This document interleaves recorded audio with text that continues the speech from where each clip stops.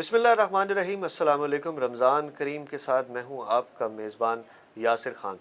नाज़रीन, हम बात कर रहे हैं आज की इस खुसूसी प्रोग्राम में तकरीम नबवी और अतात रसूल के जो तकाज़े हैं कुरान करीम की रोशनी में, उसके हवाले से आज हम बात कर रहे हैं। आज अपने प्रोग्राम के पहले हिस्से में हम इसके ऊपर बात करेंगे और हमारे साथ बात करने के लिए मौजूद हैं मारूफ मजहबी स्कॉलर, मुसन्निफ़, इंजीनियर अब्दुल हकीम मलिक साहब।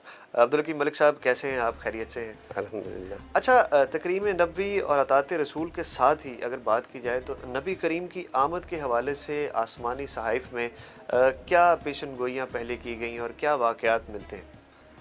बिस्मिल्लाहिर्रहमानिर्रहीम। सल्लल्लाहु अला हबीबिही मुहम्मद व आलिहि वसल्लम। नबी करीम सल्लल्लाहु अलैहि वसल्लम की बासत से पहले की पेशिनगोइयाँ हमें तमाम सहाइफ़ आसमानी में मिलती हैं और कुरान करीम में भी इसका वाज़ेह ज़िक्र मौजूद है। नबी करीम सल्लल्लाहु अलैहि वसल्लम को दुआए खलील, तमन्ना कलीम और नवीद मसीहा कहा गया है। यानी हज़रत इब्राहीम अलैहिस्सलाम की दुआ और तमन्ना हज़रत मूसा अलैहिस्सलाम की जो कलीमुल्लाह थे, और नवीद मूसा ईसा अलैहिस्सलाम ने नवीद ईसा यानी हज़रत ईसा अलैहिस्सलाम ने जिसकी खुशखबरी दी। जी। इसका यूँ है कि इसमें अहमद फ़ारकलीद जो है हज़रत मोहम्मद सल्लल्लाहु अलैहि वसल्लम के हवाले से नाम हज़रत मूसा अलैहिस्सलाम की वसीयत में इसका ज़िक्र है, जी। जो इंजील मुक़द्दस में हमें मिलता है। और मिती की इंजील में आपकी आमद की खुशखबरी का भी ज़िक्र मिलता है। और तौरात मुक़द्दस में फ़ारान की पहाड़ियों से आपकी विलादत का मौजज़े का ज़िक्र आता है। ये यानी मैंने अहदनामा कदीम, अहदनामा जदीद, इंजील और आपको तौरात के हवाले से बताया। इसी तरह जहाँ तौरात में फ़ारान की पहाड़ियों से आपकी आमद का ज़िक्र है, इंजील मुक़द्दस की किताब में मिती में आपकी आमद की खुशखबरी है, वहीं हज़रत ईसा अलैहिस्सलाम का कौल भी है कि आपकी शान में गुस्ताखी न की जाए, और ज़बूर की मुनाजात में भी आपका ज़िक्र खैर मिलता है। जी।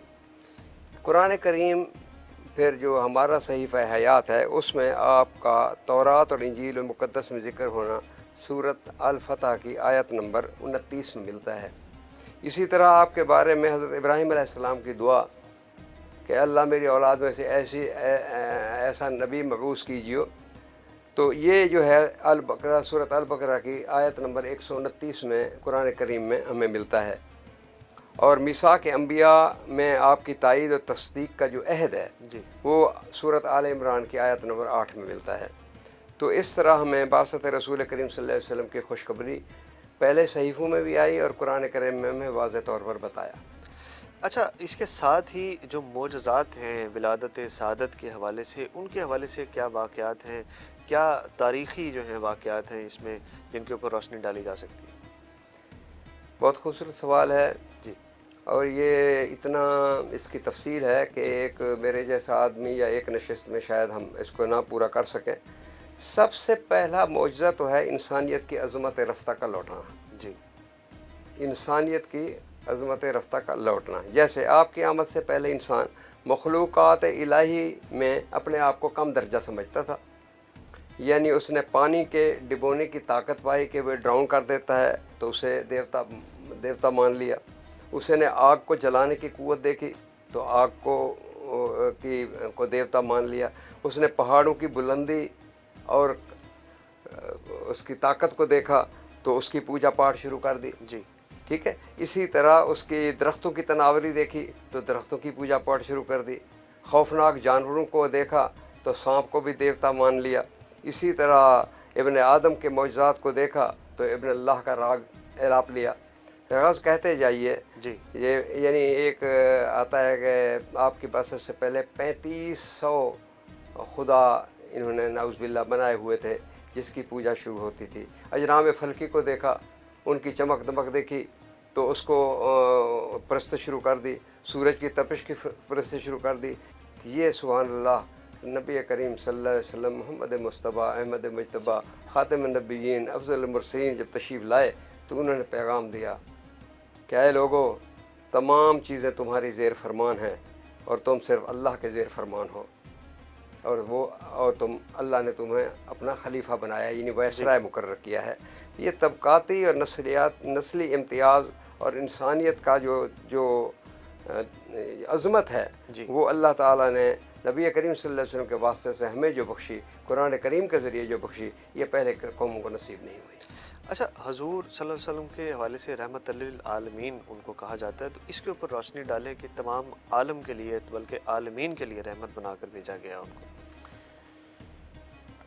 نبی کریم صلی اللہ علیہ وسلم کا جیسے کہ آخری نبی بنا کر بھیجے گئے، تمام انسانیت کے لیے بھیجے گئے، قیامت تک کے لیے بھیجے گئے، اسی طرح ان پر اترنے والے کتاب کو بھی یہی خصوصیت حاصل ہوئی کہ وہ تمام آنے والے زمانوں کے لیے ہدایت ٹھہری۔ جی آپ کی زندگی کے، آپ کی حیات طیبہ کے، آپ کی سیرت طیبہ کے، اور بعد میں احادیث مبارکہ سے جی جو بھی ہمیں سبق ملتا ہے، وہ اس کو اس سے ہم روشنی لیں تو ہمیں قرآن کریم کی بھی سمجھ آ سکتی ہے، اللہ کے پیغامات کی بھی سمجھ آ سکتی ہے، پتہ لگ سکتا ہے کہ اللہ تعالیٰ نے کس باتوں سے راضی ہوتا ہے، کس باتوں سے ناراض ہوتا ہے، کس باتوں کا اجر ہے، کس باتوں سے سزا ہے۔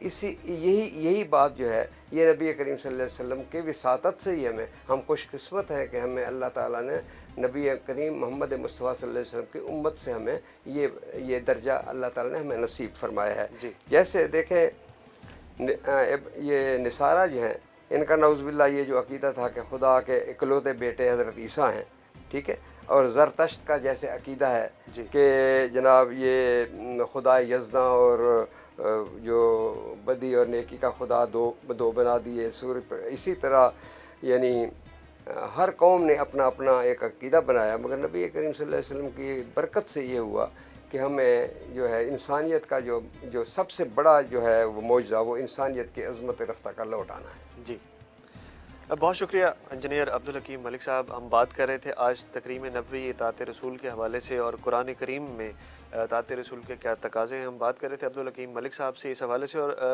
نبی کریم صلی اللہ علیہ وسلم کی آمد کے حوالے سے جو آسمانی صحائف ہیں ان میں کیا پیشن گوئیاں کی گئیں، اور معجزات ولادت سعادت کے حوالے سے کیا واقعات جو ہیں وہ اسلامی تاریخ میں ان کا جو ہے وہ ذکر ملتا ہے۔ ہم بات کر رہے تھے آج تکریم نبوی کے حوالے سے، اور اپنے اگلے پروگرام میں ہم اسی ٹاپک کے اوپر دوبارہ بات کریں گے۔ تب تک کے لیے اجازت دیجیے، اللہ حافظ۔